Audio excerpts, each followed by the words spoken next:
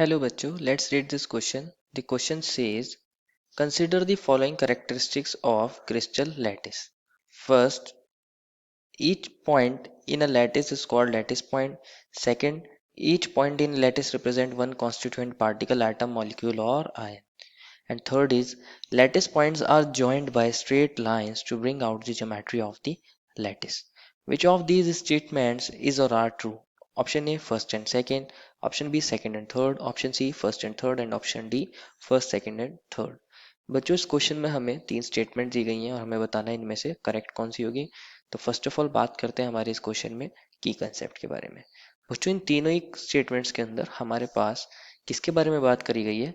Crystal lattice की characteristics के बारे में बात करी गई। Characteristics of crystal lattice. बच्चों क्रिस्टल लैटिस क्या होती है?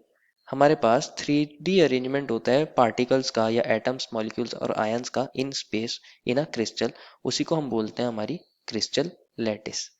अगर मैं बात करूं हमारी क्रिस्टल लैटिस के अंदर कौन होंगे बच्चों? एटम्स होंगे, मॉलिक्यूल्स होंगे और आयंस हो सकते हैं, या सिंपली कहें तो पार्टिकल्स हो सकते हैं। पार्टिकल्स बच्चों रेगुलर फैशन के अंदर अरेंज होते हैं। कंसिडर करिए मेरे पास ये कुछ पार्टिकल्स हैं, ये हमारे पास कुछ ऐसे अरेंज होते हैं। इनको हम किससे डिनोट करते हैं? इनको हम पॉइंट से डिनोट करते हैं, जहां हर पॉइंट का मतलब क्या होता है कि यहाँ हमारे कौन है बच्चों? एटम है या फिर मॉलिक्यूल है या फिर आयन है। ये पॉइंट्स का मतलब क्या है बच्चों? ये पॉइंट्स क्या रिप्रेजेंट करते हैं? हमारे पार्टिकल्स को रिप्रेजेंट करते हैं जो एटम, मॉलिक्यूल और आयन हो सकते हैं। तो ये वाली बात सही है। स्टेटमेंट फर्स्ट में कहा था each point in a lattice is called lattice point. हाँ बच्चों ये बात सही है कि हम हर पॉइंट को क्या बोलते हैं? लैटिस पॉइंट बोलते हैं लैटिस के अंदर।